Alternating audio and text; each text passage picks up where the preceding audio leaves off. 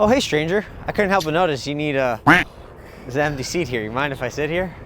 Man, you know, Hey, man, thanks. How's your day going so far? I was having a great day. I was having a really nice day, you know that? When I got up, did you know what I was doing? Yeah, okay. I just went along with it.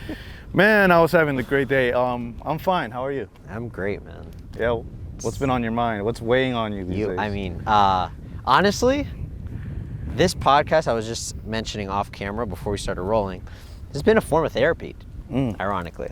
Like, even watching the videos back, I'm just like, wow, like, I'm so good looking. No, I'm kidding. But right. I'm getting out of the, I hate hearing my voice. Oh, yeah. That bothered me. Oh, that's what I was worried about too. And at first, it's like, I gotta hear my own voice. How do you feel about in the podcast more specifically? I mean, before I started to get a little bit more comfortable with my own videos that I would do, but like now that's a podcast form and it's a conversation. I don't know. I feel more comfortable now, especially after like realizing that you pretend like these cameras aren't there. Yeah. So, I mean, I still have that, like, okay, the cameras are here. And it isn't until that like 5-minute mark maybe where you're deep in that conversation. There's that warm-up phase. Yeah. Getting so back I'm still acknowledging that there are cameras here. But today, what are we going to be discussing? You know, what I was thinking about this week, especially now that I'm trying to, or I am adapting to working more in teams, like, again, trying to leave behind that solo videographer mindset and try to work more as a producer. I wanted to talk a little bit about the we versus I mentality, or the I versus we mentality, however you want to frame it. But essentially, what I'm getting at is, you know, when you're first starting out, you're a videographer, you do it all, you shoot, you edit, you film, da-da-da. But as you start to work with a team, your goals have to, or at least for me, I feel like they have to shift from I to we. What are our goals? What are we trying to accomplish? And not only that, but even in the way I present myself to my clients, even if it's a project that it's just me working on it, I like to present it as we, or as the team, the brand.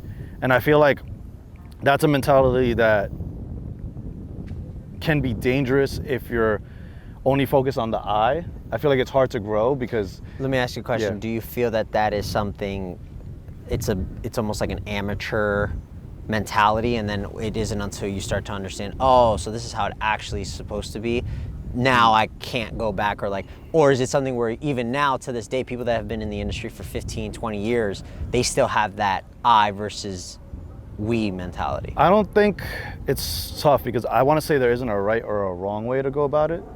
I just think that if you're trying to be known for your work as, let's say, a photographer or videographer, like I just can't help but think that when you're so focused on I, is that you're after prestige, or you're after, like, you know, your name in the lights kind of thing.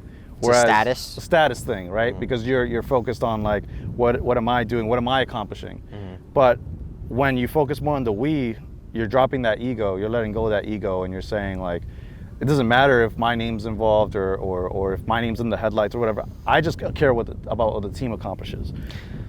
So just to piggyback off of that, I think about, more recently, I've been looking at a lot of, like, me personally, I'm dealing with right now within my own business an employee that, you know, isn't necessarily meeting the standard that I thought he could potentially achieve. I think I might have shared this with you. And, you know, right now I'm at a point where it's like the company can't afford to keep burning resources with this individual, especially because it's been more than 3 months at this point. And I feel like it's unbiased to say, okay, you gave enough time, you gave enough resources, you made sure you were on call for this individual and made everything as clear as possible.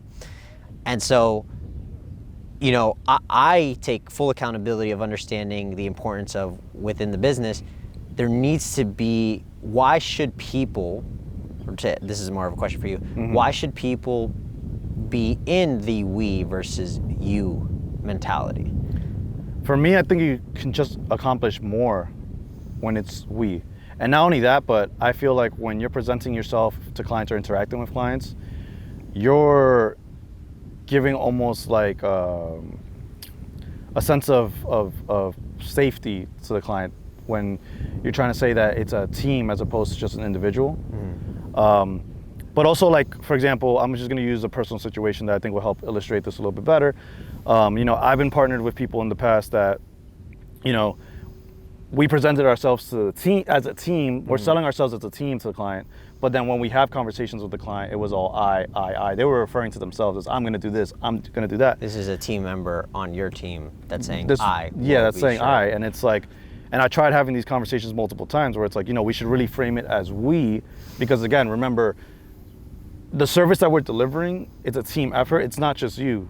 Like, your role is one thing, but then there's my role, there's the people helping us. And especially if we're already going into it as a brand, I feel like then taking it on as just I to the client, it kind of, not only does it not, I feel like it also affects the dynamic within the company culture as well too. Yeah, so I definitely agree with the dynamic of, sure, a village is better than just one, person going in the case of, like, with a client, handling a client. When you have more people, more resources, people have time, collaboration, bouncing ideas off of each other.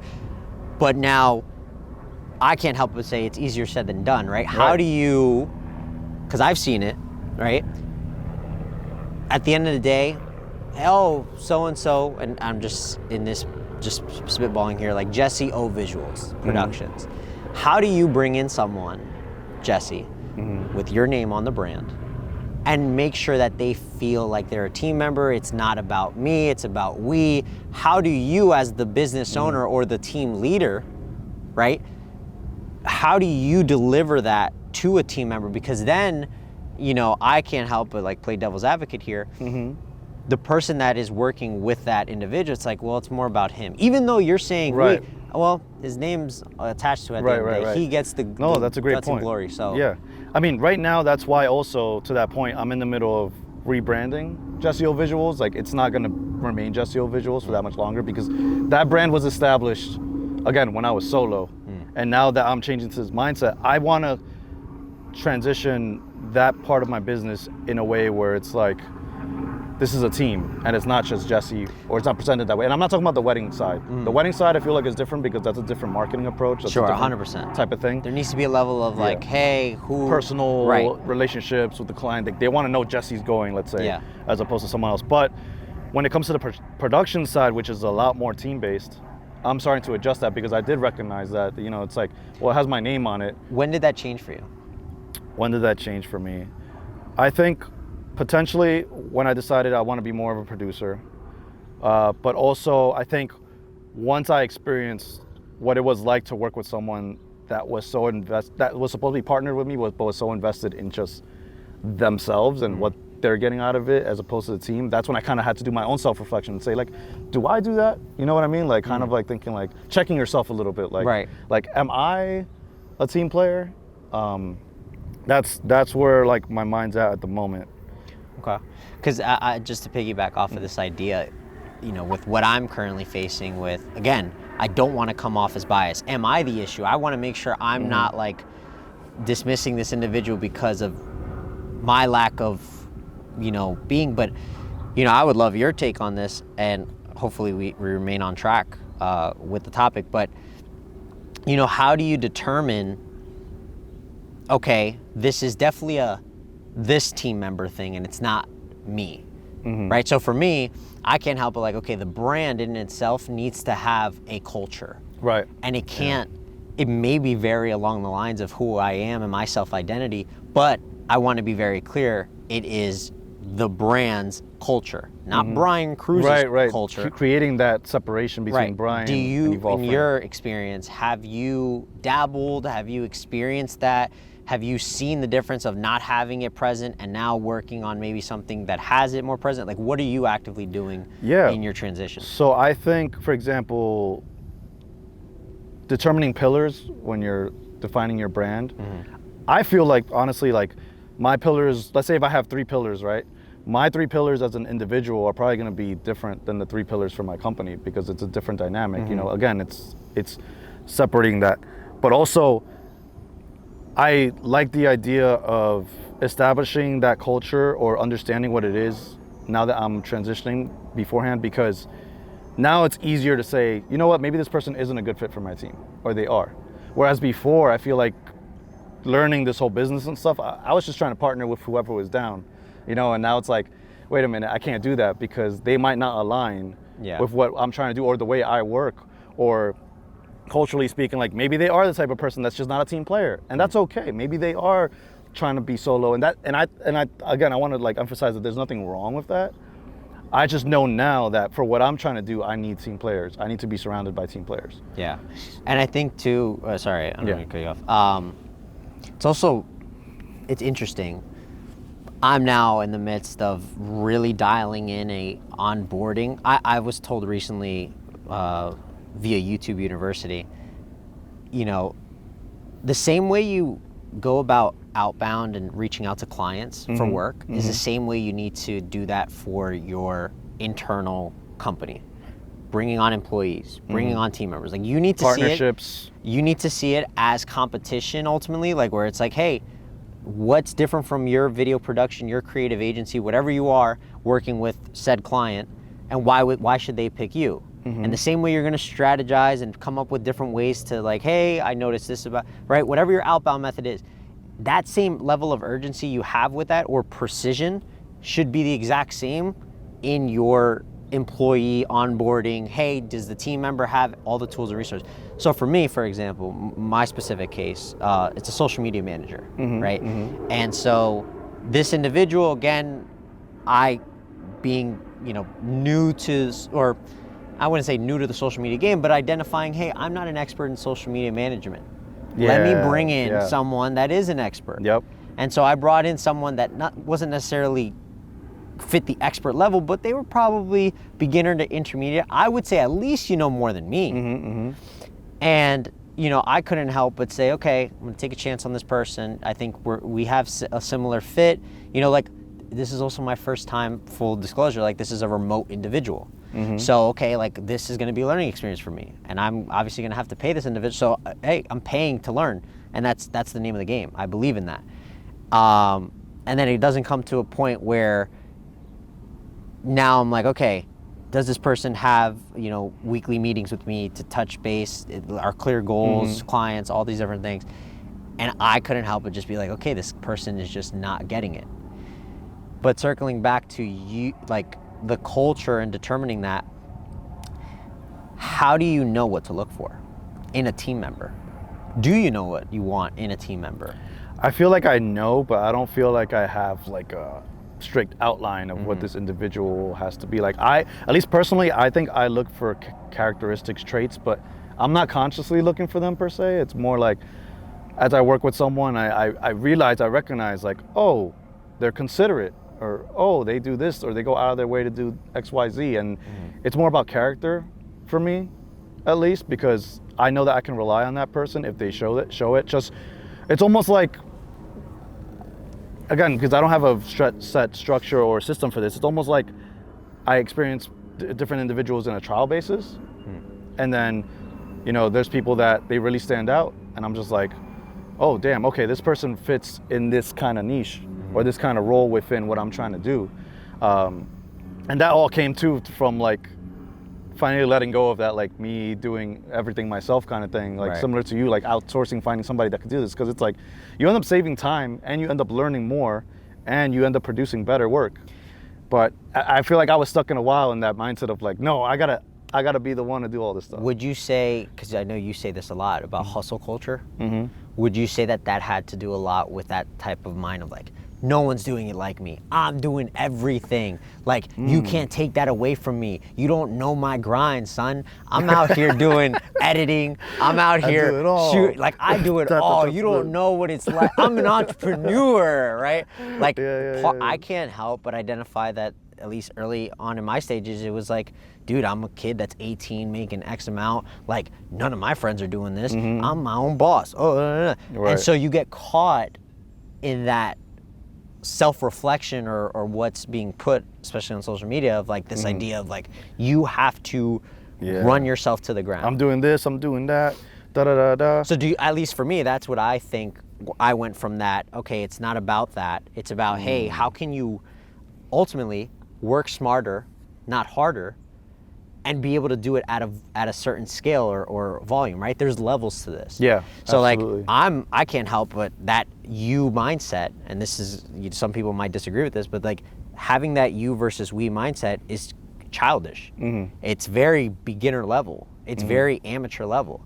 I would argue it's harder to work. No, it actually is. And try That's to the crazy find a thing. we. Yeah. So I think, again, going back to my experiences and my frustrations with individuals that were so hell-bent on staying with the I mentality, like me, and not we, is that I was trying so hard to show them that if you adopt the we mentality, not only is your work going to get better and your life going to be easier, you're going to make more money, actually. But you're being so stubborn and being so stuck in this, like, I need to be the one to get the credit or whatever it is for having done this, so everyone knows how much I do.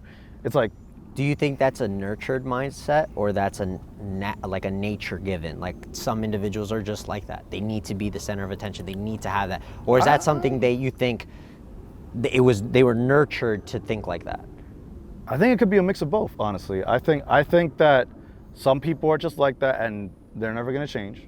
And that's because, again, it is about the attention. It is about the status. The status. Yeah, exactly. It's a status thing. It's like being able to say, they want to be the ones, they want people like 10, 20 years down the line to say, oh, this person made this. Wow, like what a great individual, or whatever it is, right? What a great artist. But I do think people can, there are individuals that can grow out of it. But yeah. Just a follow-up question. Yeah. So if you do believe for the people that can grow out of it, do you take it upon yourself, and your company takes it upon yourself to sort of say, okay, I can mold them, teach them, give them the right tools to see? Because that's what happened to me, right? Going back to my situation. Right, okay. It was this, hey, I don't want to assume that they're not going to be a good fit. You know, they're showing ambition. They're showing they're very. I like these things about. Oh, you're willing to like work on weekends just to get it done. Like I like that. Like that ambition to get things done.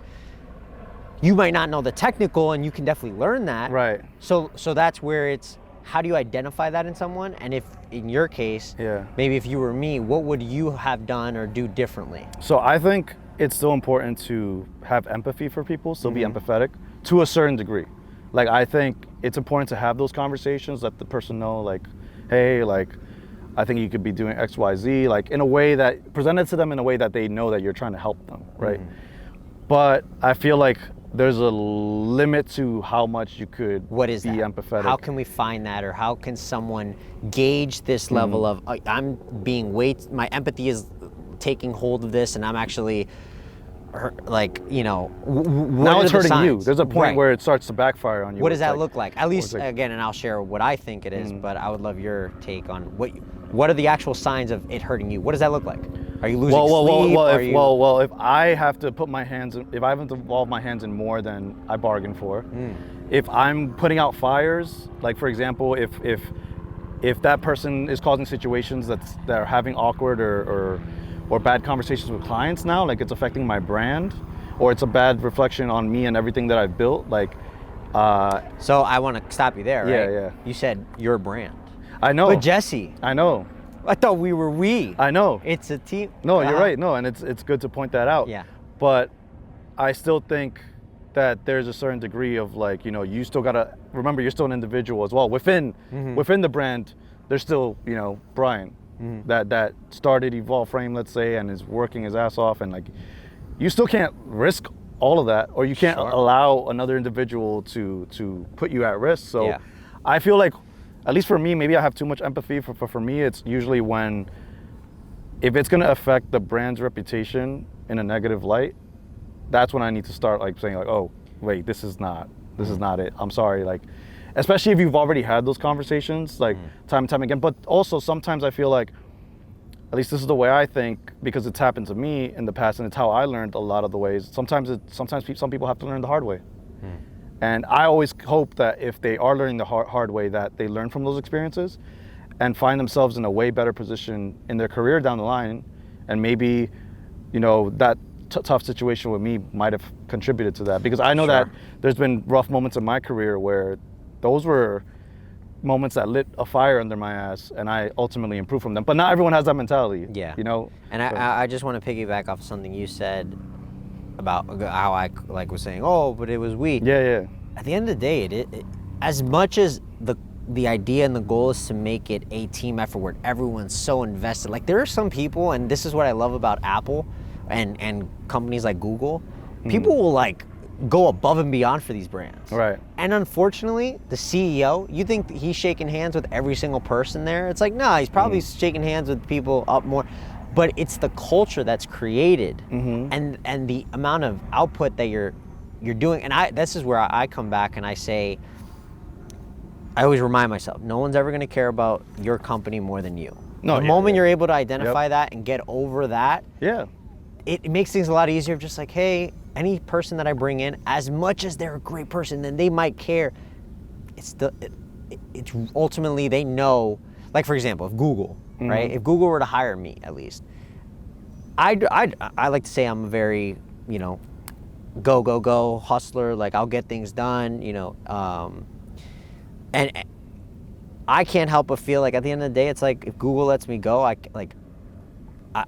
can care, like, okay, next thing, or like it sucks. But how do you feel if you reverse that? How do you feel, or how would you feel if someone is with Evolve Frame for like 5 years and then they're like, yo, Brian, I'm Oh out. no, it definitely, at least for me, it would be this. I think everyone has this. I experienced this with someone that I had worked for, and it was just this thing where I was trying to figure out, well, could I be a long-term,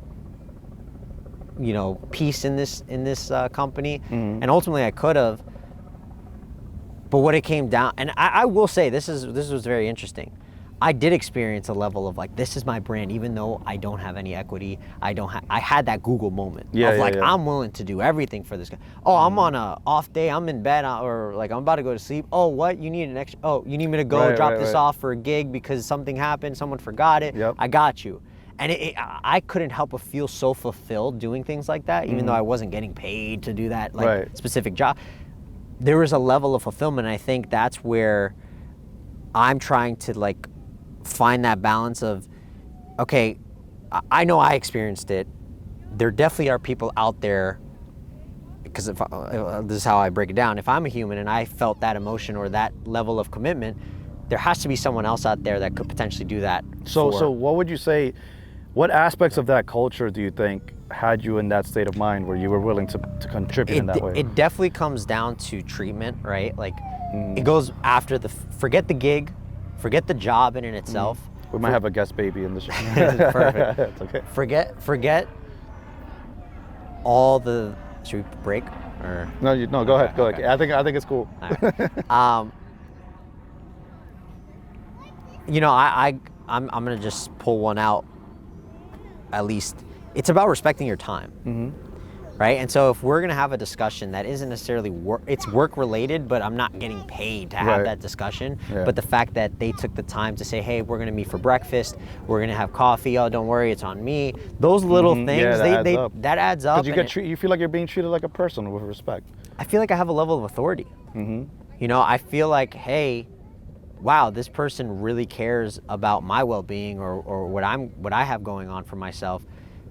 That we could have done this via Zoom call or remote call, but the fact that you wanted to meet with me in person and go, oh wait, you want to go get steak in New York and as opposed to what I experienced one time where the CEO and like the lead producer, we just finished shooting like this, we're all hungry and tired, and the CEO goes right in front of our faces, goes, hey, you want to get some Shake Shack?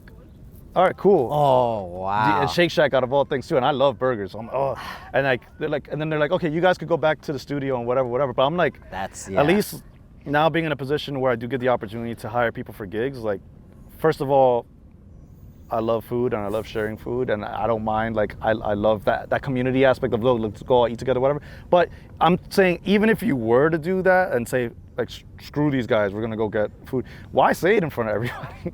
Why? It's almost, I don't know if you're trying to like make yourself seem bigger. I go back to how I was brought up, at least. Like that was like a big no-no. No, in general, right? Like you not don't even come home with McDonald's without bringing McDonald's for not every even in a person business that. aspect, like right, like just like hey, you and me want to go eat and screw all these other people. Imagine being in front of a client, like that, not that it's happened to me, Yeah. but like being in a client and not offering the client like, Right. oh no, sorry, this is for crew. Yeah, only. and again, like, I can see someone watching this and being like, oh, it's not a big deal, like whatever. Like, oh, welcome to the industry. Try working 10 hours. Welcome, no, well, but well, that's true. That's people true. in the industry, like, welcome to Yeah. the industry. But the point is that, at least for me, part of the reason why I freelance and I have my own business is to avoid those kind of situations, because, you know, I don't believe in that kind of culture or treating people that way. But this is where it goes back to, right? Like those people, or you're saying welcome to the industry, that's how it is. Are they their own creative suit though? Or are they just No, a they're not. creative? That's the right? thing. That's Yeah, the power of that's being the a thing. suit. Yep. Is that you now set the bar, set the standard. Mm-hmm. We do weekly Monday morning meetings with a couple of team members that I have. And my goal with that, because I actually picked this up from a marketing company that they had mentioned I was interviewing for, and they were like, yeah, we do weekly calls, and it's not even like work related, we just check in on everyone. We're trying, you know, what we really want to do is obviously get the best work from you, but ultimately we want to make sure you have everything you need in your own personal life. And if there's anything that we can do to help or contribute in that, that's what we want to do. And so it's like setting goals, and I really enjoyed. This was an interview. I had never experienced the call, but the idea of like, wow, so you're telling me like you hop on a call during work hours, Right. you hop on a call to just talk about your well-being and like what can you do. So we have like book recommendations. I had told you like the 30-day challenge that we started to implement. It's called Better Every Day. Like we have a group chat, things like that. Yep. And it's just like setting out these initiatives, because at least for me, not trying to make it about the business owner, but the business, the culture that I believe that at least Evolve Frame should have is a, hey, you should expect to show up and know that you're going to be supported in anything you want to do, because all we're about is self-improvement. Right. Not only in the video Yeah. creative aspect, That's true. but making sure, hey, you know, this individual, one of the team members, had never worked out. And this is like, you know, or not that he never worked out, but you could tell he didn't really care for his well-being.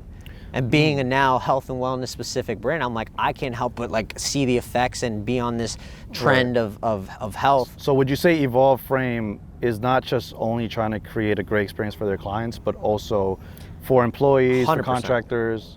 I want, and this is something funny, I actually thought about talking about this, was like, what goals do you want for yourself? And for me, I've always wanted to be a part of something bigger than myself.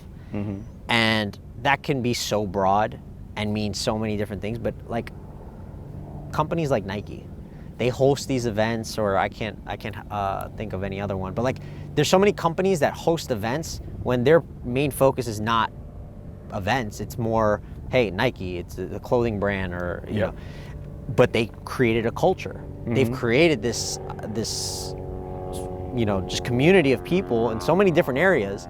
It's so huge that you have sub-communities, runners and football players and all these different things. Gatorade, right? Like Gatorade creates different cultures, and it's. I've always said, okay, this is great, but I want to be able to, I guess, define my own culture, define my own community, and it's not to say that I have to lead that. Right. But I just haven't seen, in my short experience living on this earth, I haven't seen something that gave me the sense of like, I would die for this community. And I can't help but like be like, okay, I'm in the stage of my life now where I want to stand for something, and we've talked about this. And now I'm starting to personally become someone of like stoicism and things of that nature. So I want the way that I feel on a grander scale for other people, and the only way I can do that in the world that we live in, you know, you have to financially support yourself, is by doing it myself, like proving that it can be done, and then ultimately building that out. Like I look at Alex Hormozy, acquisition.com, like he talks in this way, like both him and his wife, like they have this just like charisma, and like they're not, oh, business, da, da, da. Like he's like don't be a dumbass, or like they'll speak like that, and they're worth multi-million. Isn't that interesting how, at least I only started to notice this transition in, I guess you could call it corporate culture. Yeah. Maybe it's not corporate. Maybe during the pandemic or somewhere around that time. I don't know if it was sooner. I mean, I like it because I feel like it allows us to be more authentic with each other, whether it's with clients or with people that we're working with, like under You're our saying umbrellas. because Like, of the pandemic, we were able to get. I'm not sure if it's because of the pandemic. I just know that I've noticed this cultural shift where it was okay to start being a little bit more casual, be a little bit more human, not have to talk like proper all the time when you're in business. But I like it because I feel like now I can connect with someone. I don't have that wall. I feel like there was a wall up. Let me put some before. makeup on before, or like I know, taking a deep breath before you walk into work because you know you have to put on. Although I will say so it's a double-edged sword because I also have noticed folks who almost take advantage of that to a degree where they get too comfortable with clients and they Oh God, I remember telling you. And I'll share this It story. starts to be inappropriate and there's a fine line you're walking there. But all I was trying to say is that I like being able to tone it down a bit. Toning it down 100%. Yeah. At the end of the day, it is a business. There needs to be a level of professionalism. However, you don't have to wear a whole different, no pun intended, suit, right? Right. Like you can be that creative suit. Or you can be that individual that, maybe likes to, he has this style, right? And I think it's very big in the creative industry, more specifically. People show up dressed so many different ways and it's just like normal. Right? Yeah. And it's like, oh, okay. So I mean, now when I show up, because I recently started liking to wear, I started recently liking wearing blazers again and being dressed nice to weddings, where I used to wear just nothing but all black. But it's so funny now because I guess it used to be the norm at some point a long time ago. Now I stand out for wearing a blazer. Yeah. But I'm not doing it because I want to be perceived a certain way. I honestly just like looking nice and feeling nice. That's it. You know what feeling I mean? nice. I think we're in a time now where it's harder. How do I say this? Me, myself, I just picked up a couple of like plain t-shirts and I realized how important it is to have a solid blank t-shirt that fits you well. I can't tell you how many hand-me-downs I have or clothes that I used to, because I didn't care about how I looked, because I don't care about what anyone thinks of me. Right.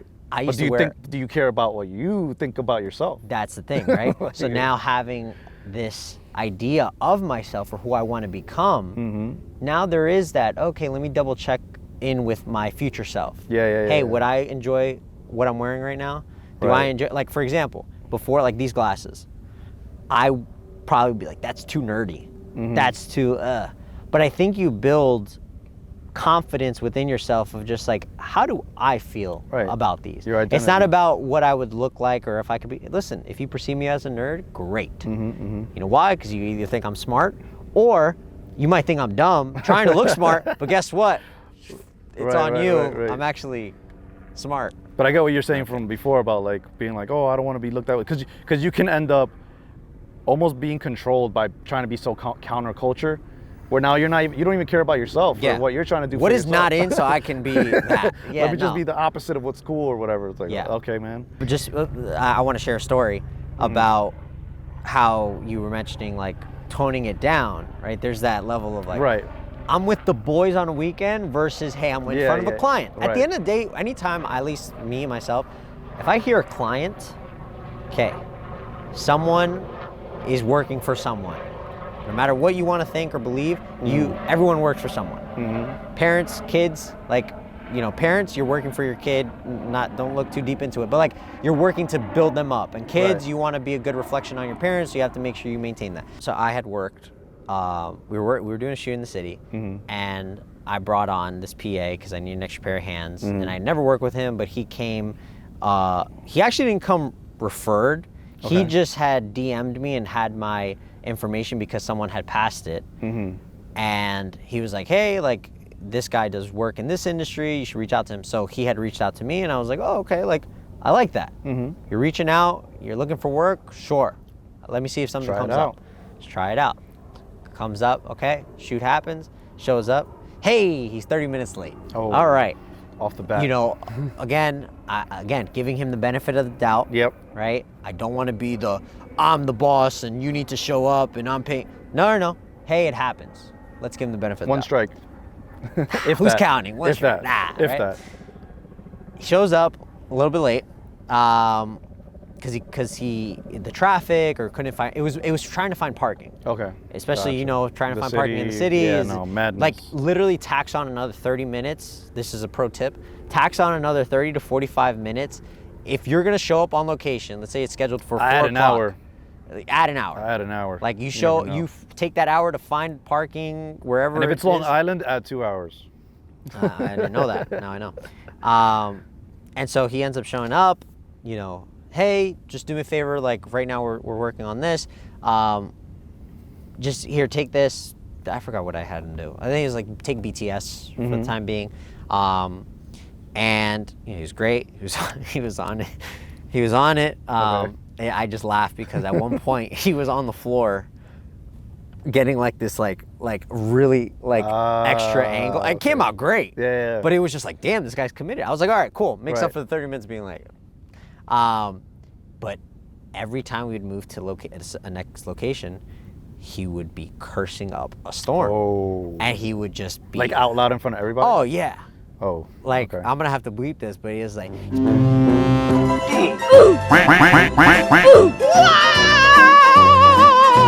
to the client, right? Oh, like, to the like, client's yeah, face, yeah. too. At this point, like, again, I believe in creating a comfortable yet fun environment, Right. especially when you're filming scenes that require talent to act a certain way. Like, you don't want the talent to be upset. You don't want the Right. talent to be sad or cranky. Like, you want to make sure, hey, Lighten if up anything, the we scale it back on the happiness. Yeah. But I should never have to push someone to like want to have fun. Right. It should be, well, let's have fun, and then like, let's I go. agree. I feel like you still got to be within the realm of what these, like you got to be able to read the room and be within the realm of what these individuals are like. Right. Like I feel like, for example, like I've known people that they try to say outlandish things almost intentionally because they trying to get a laugh out of the client, right? Or they're trying to get them to be, you know, a certain way, whatever. Yeah. They're trying to set a certain mood. Yeah. But you got to be able to read the room and understand who these people are that you're working with, and know and understand that that's not going to fly with everybody. In fact, your goal of trying to cheer these people up might end up turning them off or disgusting them or getting them out of the mood. So to counter your point, I think this person did exactly that. Because my clients were so cool and so just like relaxed and like chill, making jokes here and there, it was like, oh, I could just, you know, let's just like go go. off. I could just let it rip. We break for lunch Yeah. at one point, and you know, I'm like, hey, everyone, you know, we went to Brooklyn. What was it called? I think it's like Brooklyn Eateries or like something. Time Market, I think it's called. And they have different eateries, and so like, you know, you have pizza, you have Dominican food, you have so many different options. And everyone gets their food, everyone's sitting down, and we're saying, hey guys, how's everyone feeling? You know, this is my client's first time like being on camera, so like they're like, oh, this is fun, it's great, like, oh, I can see why you guys enjoy this stuff. And we end up like just changing topics, going down different avenues, and we were talking at one point about, I had asked them, I said, you know, what is your background with how you got to where you are, right? Like you guys say you stopped drinking at like 28. Like what made you make that decision? Why did it take you that long? Or like, if you could go back, would you change it? Yeah. And so we're talking about like going to events, partying, drinking, and this guy just starts, goes off. Yeah, you know, I'm sorry, because it was just like, I couldn't believe the things he was saying. He was like, yeah, no, like me, when I drink, I see red. Yeah. But like, I'm going off. And you could see it on my client's face. They're laughing because they're hysterical, because they're like, who is this guy? Right. But also like, okay. But I've been in situations like that, right? Not that I've done that, but I've been around people that do that. And the clients will laugh or act like it's okay to us, like to maintain that image. But then I've gotten like commentary down the line, maybe like a few weeks later, or maybe when I'm delivering the video, and then they go, by the way, when so-and-so did this, like that was kind of off-putting, blah, blah, blah. So you never know. Let me ask you a question. Is there something within your process that you invite for feedback, or it was just, hey, Jesse, we really like this product. I think it's only fair to you that I let you know that this experience could have been the best experience, but because of this little incident with this person, I figured I wanted No, to let and you know. and I mean, Was that the case with that this? wasn't the case. I didn't have like Okay. a feedback form or anything. I mean, I always tell my clients I'm open to feedback. I'm like, let it rip. Yeah. Like the criticism's only gonna make me better, right? Is my blazer on too tight? Let me Right, know. let me know. But I guess the point is that I'm trying to make is that some people can be lackadaisical about that kind of stuff because Big word, lackadaisical. I'm Let's always go. each episode is Let's gonna have go. one vocabulary I word. have to do research on these words after every time we speak, but I love it. So like there's a certain point where I've worked with people that they're so lackadaisical. See now, Got you in your head. so lackadaisical about it. Yeah. That they're like, oh, it's not a big deal. Like, why are you making such a big deal? Like, they didn't say anything about it, like in the moment. But you got to understand that, like, most people are trying to be respectful, peaceful, aren't trying to be combative, aren't trying to create conflict. So they might be off put by it, but they might just keep it to themselves. And that could reflect you down the line. They might not recommend you to somebody because you decided to curse all day, let's say on their wedding day. And now it's like, Yeah. I don't want to work with, I can't recommend them to my friend. But that's why I think, like, again, there's a fine line between trying to like have fun and be that guy or whatever. I'm just remembering a story that you had told me. I don't know if you want to share this, but like, You can share your perspective. no, but I don't want to share the specifics of it. But No, I just couldn't believe someone has the audacity to act a certain way in front of people. Like, it's like it would be a no-brainer to you. And this is where, going back to the we versus I mentality. It's being conscious of this type of behavior. How do you like? Because what's good for one person, which is that I, Right. might not be good for the we. So how do you speak for everyone, right, in the team setting? And that's going back to the company culture when you're building your own brand or your own business, like making sure you separate that. Hey, and by the way, you can have the exact same, let's say, core values of if it's, you know, Jesse O Visuals or let's say if it's Evolve Frame and Brian Cruz, and we have like literally carbon copy of our core values. That's just the way it is. But again, at the end of the day, I'm just gonna say, hey, it's Evolve Frame's core values. Right. It just so happens to be the same as mine. Not to say that they are exactly the same. Right. No, I know what you're but the picture you're trying to paint. that's what I'm trying to get at is when you go from the we versus you mentality, a lot of people try to transition into, okay, I'm going to be a team player, but I'm still going to stick to my core They values. still want their individuality, Right, exactly. They don't fully separate themselves of identifying. Like, I had to tell this to my cousin the other day, who runs her own e-com business for like vegan beauty products. You know, she had worked with her sister in the company, like they both started it up, but ultimately she had the final say, and her sister's a lot younger. She's now 17, 18 or something like that.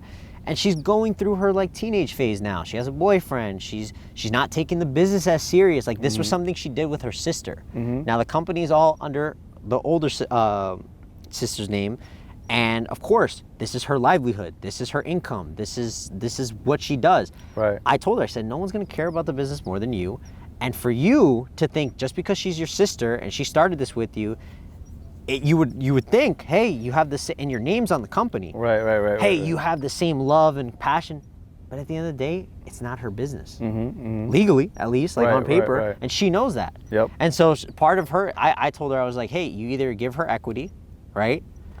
Now, based on her current actions, her motives, and her priorities, as a business, I don't think that's smart. Yeah. Because why would you give equity or bring someone into a business like half and half, 50-50 partner when they're like, you know, partying or doing all these things that they're not as invested. They're not contributing to the business, right? Right. It's like, that doesn't seem like a fair contribution. But you also have to be willing to say too is that, okay, then that means I need to be able to like, because she was complaining that she wasn't getting the same output, right? Yeah. I just said, hey, one of two things. You completely shift your mindset, forget she's your sister, because right now you need to look out for your business, put on your business head or your mask or whatever you want to call it, and then look at that and say, is this individual contributing to the business or are they burning resources? I feel like that's also like the tricky thing about going into business with friends and family. It can be because I don't know if it's easier sometimes to have those tough conversations with someone when they're not that close to you. But when they are, you know, you're not just risking a business relationship. You could potentially be risking a personal relationship when you have to have these conversations about, responsibility and, are you inputting as much as I am, like that 50-50 split. And that's where I think you shouldn't be starting a business with family. I don't think you can't do business with family. I think you can, but you have to draw that hard line and identify like, hey, the business, here's the evidence of the business reflecting negatively on it based on your lack of actions. Right. But I think it also takes two mature, responsible individuals. Let's say if it's two people. 100%. I think it takes a certain ability to take constructive criticism and apply it, and not just like feel attacked or dismiss it and say like, oh, they don't know what they're talking about. I think it's about that mutual respect, and that's where I think things could get messy, is when you don't have. Do you have any experiences working with family? I'm curious. No, not per se. With not in business. No, I think it's weird. It's like, I think like with family, like I'm willing to work for them, but as terms of going into business together, That's very interesting about working for them. I passed this idea in my mind of like, if I consider you family, and I have a weird definition of family. It's not your typical like blood. Is it Fast and Furious family? It's literally Fast and Furious family. Yeah. Where even my own blood related family, I don't consider family. So if you hold that title of family, familia, right? Okay. Yeah. If you hold that title in my brain or in our relationship, I hope this individual understands, or anyone that is in that circle, is like, you have certain access to me that not even my blood has to me, including information and resources, so on and so forth. But it's very small. Yeah. Like I don't necessarily. I have friends, but it's not family, right? So there are certain things like if you fall under that family category, I can't charge you for anything. Like if we're family, hey, if this is gonna help contribute to like your business, like a friend of mine, he was selling his shoes online. He does like a lot of flipping and like clothing designer, all that, and he falls under that family category. I just couldn't within me. Although I could have used the money at the time, I could not charge him. Interesting. And sure, full disclosure, it could have identified that like, hey, he couldn't necessarily afford me. Right. But even at that, I could have charged him X amount. It's just like, for me, that doesn't make sense. Now, if you don't hold that family title, and you might be my bloodline, and you want something, hey, here it is. Here's the price. You gotta pay for it. That's just, I don't know. It's interesting, and I don't want to get sidetracked from the we versus I mentality, but I think there's also a level of when you have that we culture, whether it's in a business, whether it's in a family, whatever you have when it comes to that community, there's certain, I say it all the time, like non-negotiables. Yeah. And that's one of my non-negotiables. And I guess for me now, having learned through these experiences, that has to be established early on. Yeah. That has to be established going into these partnerships, having that sense of like, we're seeing eye to eye, and doing the check-ins, right? Like having it be an ongoing conversations. And I think the situations in the past that I've had that I felt got messy because I felt like maybe people got too much into the I and they weren't about the we, is because either that conversation wasn't had in the beginning, or maybe we just never had the same values to begin with. And now let me ask you a question in that dynamic. Is there, we should talk about this, but I didn't. Like, I look at it too, like even go as far as like relationships. I've been in a relationship where it's like, I should address this right here, right now, but I'm not because it's hard. Yeah. And so now I'm gonna let it sit. But you pay for it. And, you pay for it tenfold. when you don't. Yeah. Tenfold. I don't know if it was you that I told this to, but it's like, if you know that a certain action right here, right now is hard, but it's a lot better than like not doing it, and it's going to contribute to 5-10 years down the line, and it's really going to hurt. Why would you not do that?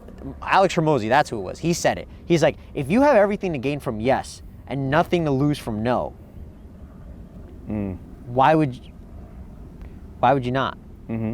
For example, like this is like I think it's a conflict thing, right? I think it's self-sabotage. Yeah. It's just a suit topic. Like, if you were to outreach to a client, you have 0 clients right now. If you were to outreach to a client and they say no, that fear of rejection, guess what? You still have no clients. Right. You're still exactly where you were before. But if this client then says yes, now you have business. Now you have your first client. So you have everything to gain from yes and nothing to lose from no. And when he said it like that, I was like, wow, I'm like, that makes so much sense. Yeah. Why am I so afraid to like, and I think it's a level of perfectionism, imposter syndrome. There's so many different ways to go and about seeing it. things short term, not really seeing the long game.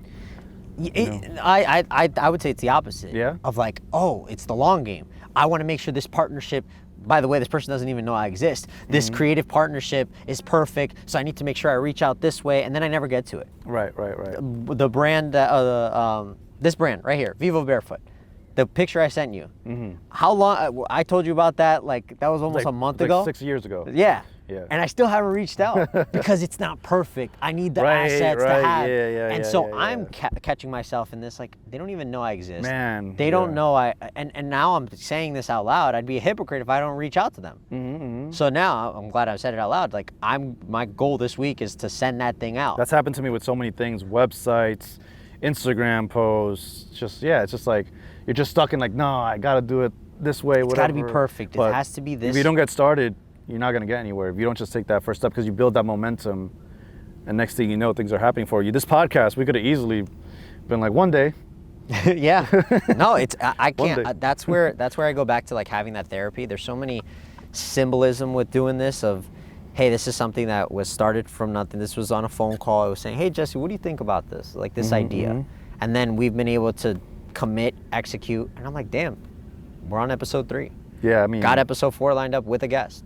Yeah, like, I mean, I just am impressed at how you managed to set up these cameras without me noticing. I'm having a good time, really enjoying my day, and then here comes all Brian, an illusion, all over again. Yeah, but no, and there's.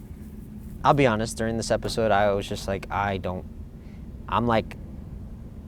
I feel like I was a lot better the first 2, and this one I'm like, so I'm in my own head. It's just a chat, man. It's just a conversation. It's just a conversation. And I think we touched on a lot of really like good points that I've wanted to talk about at least. Yeah. With someone. Would you say ideas off just I don't know if we want to wrap up soon, but what do you say to people that are maybe thinking about going from the we to I mentality? We to I or I to we? They're I to we. Yeah, sorry. No, it's all good. I mean, I think. Or sorry, actually. Yeah. Before you answer that. Yeah, but I don't have what it takes to build a team. I don't have the financial resources, or I'm not there yet. I'm still starting out, and I don't necessarily like know where I can build a team out from this, because I think that was a worry of mine of like, not that number one, I was afraid to give up creative freedom. Right? Yeah, that's a big one. Right? Oh no. Yeah, that's my look. That's how I do it. That's how my edits come out. That I feel like is the biggest one. So what are other examples, at least or from your perspective, that people, when is it a good time for them to transition into? I mean, I think first, you really have to have a strong sense of your values and your identity. I think that's what you really need to have down first, because I feel like that's where everything blossoms from. Because not only about your brand and your brand mission and all that, but the type of individuals that you want to connect with. It helps you define and kind of create like I don't want to call it a system, but a metric for, so and so is awesome, but their values don't quite line up with what I'm trying to do. So, because I feel like I used to be the type of person that was like, screw it, I'll work with anybody. If anybody's down, like. Which is not a horrible thing to have when you're starting out. No, when you're starting out, because you're experiencing different things. It's good to experience different kinds of individuals, different kind of ways that people are working. You learn a lot from it. Maybe there's things you could borrow, like that people do. But once you are ready to make that transition, I feel like you really have to hone in on like, all right, who has a similar mindset? Who has the same goals? Because then you're trying to work on the same things. And to be honest, it's like, I don't think you should worry too much about the financial aspect of it, because it's the way that you frame it. It's the way that you market things, right? Like now you can market yourselves as a team. You're able to charge more. You're able to frame it around that, create a system around that. Because if I would have found an individual that was on the same track as me and we would have worked together and built a brand together, let's say, I think I would have gotten a little further, a little faster than just let me keep doing this on my own and see what happens. Because I feel like you end up not being able to progress as much because again, you're stuck. Now you're filming, you're editing. Yeah. You're doing all the phone calls, you're strategizing, and then next thing you know, you have this endless to-do list, but you're not able to grow. And I think just an example to follow up with what you're saying is when we were figuring out how do we go about this creative suit, my biggest thing was like making sure Jesse's happy, making sure Jesse can. I look at your past experience of having a maybe toxic relationship or whatever you want to call it in your experience, and I can't help but say Jesse's just the more experienced one in this. I mean, I've had a partner in a different line of work, and I have my own red flags, and so that's where it's a beautiful thing where I can come to you and I say, hey, these are some things that I experienced in the past, and I make sure I don't want to do. So I always, and I've told you this, like I want to make sure I'm not like that person. Right. Well, I mean, what I've done now that I know I didn't used to do years ago is like I'm a lot more transparent with people. I feel like I try to be more upfront with like, look, this is what I'm down for. This is not what I'm down for. And again, I guess I used to. You weren't always like that. I wasn't always like that. I think I used to be more like, I don't want to either I don't want to upset these people or I want to make sure that they also have a good experience. I think I was more worried about their experience with me than my experience in the situation. But now it's like I know what I need and what is a non-negotiable for me when it comes to working with a team. For me to be the best team player for everybody else. So now I'm able to say up front, like I'll do this, but to be honest, I can't do that or that because I want to contribute. I'm already contributing this way, or I'm going to contribute in that way. And also, I'm big on not over-promising and under-delivering, which I think I used to fall into that trap a lot in the past too, because I wanted to be helpful. I wanted to be a team player to such an extreme that I was just like, yes. Let's go. But let's go. But then I realized that also ends up hurting everybody in the long run as well. Yeah. As opposed to being upfront in the beginning and saying like, look, this is my capacity right now. I'd be more than happy to contribute in other ways in the future, but right now this is what it is. And if everybody's like that, I feel like individually, it's easier to work together because you have that relationship, that transparency. I think that's so important. The way that you said it especially is that it's not that you don't want to do it. It's just like you have to be transparent and upfront to say, hey, if that's the case, I just want you to know the quality, or like in this example, like the quality of this specific edit or whatever can be diminished based on your time that you want it done by. Right. It's just like having an understanding is important. And I think one of the pitfalls that you can fall into if you're too much of a I mentality as opposed to a we is that you might overpromise and underdeliver because you're trying so hard to make sure that like I want to look like I'm contributing. I want to look like I'm running this, right? Yeah. But you're actually hurting the team because now so-and-so has to pick up the slack unexpectedly because you said you were going to get it done and now you can't. When if you would have been upfront in the beginning, or at least more conscious of what your limitations are in the beginning, that could have been delegated or done in a different way with the team, that it could have gotten done just more efficiently. Yeah. No, 100%. I just can't help, and I just want to end off on by saying this is like, I'm always going to be a student. I don't ever want to come across as like I know everything. I'm only going to know based off of my experience, based off of doing it and saying, yep, been there, done that, didn't work. Yeah. Didn't get what I needed to get out of it, or wasn't beneficial to the team or this. So this is why I believe this approach is the best. I am not opposed to having a discussion or a debate with, let's say, someone like yourself coming in and saying, hey, I really think we should go about it. Okay, Jesse, let's talk about the pros and cons. You know, I'll sit here and I'll tell you my pros and my cons. You'll sit here and then, okay, again, going back to like, we always say like the desired outcome, which lines best with that? And then you can make that executive decision. And I mean, and at least what I love about that approach is that you sometimes end up finding nuggets or like diamonds in the rough through those conversations. And now you were gonna do, let's say, plan A, but now you're still doing plan A, but now you added on this, and that, and it just became a whole nother thing. Can we share? Because I think this is very appropriate for what you're saying. Yeah. Like the nuggets. What did you just tell me when we got out the car trying to set everything up about? I was in the park, bro. I wasn't in the car. No, sorry. I was just maintaining the storyline. illusion. It's a multiverse. In another universe, there was we had you had mentioned about Canva or not necessarily knowing the platform like that, and you had a presentation that you had to set up, and it was like, oh wow, oh AI. I had to do this No, thing. I mean, through conversations with you and through all the things that we've been working on, like I now have easier way to create these presentations, whereas like I don't know how much time I would have spent on doing that otherwise. But for me, I'll be honest, I felt like so good. I was just like, damn, like this is what it's about. Like I'm glad that my just insight or just sharing, hey, there's this thing called Opus Clips, Autopod, whatever it is. No, it's rewarding. They've actually been able to like implement it into their work life or whatever they needed it for. It was like, wow. For example, just something like drinking more water every single day. Like that was something the client told me, and I was like, all right, let's do it. Carry a gallon now. And it's the trickle effect. That's one of my favorite parts about this industry, I think, especially when working with other creative suits, is the trickle effect that one small action or one small piece of information can have.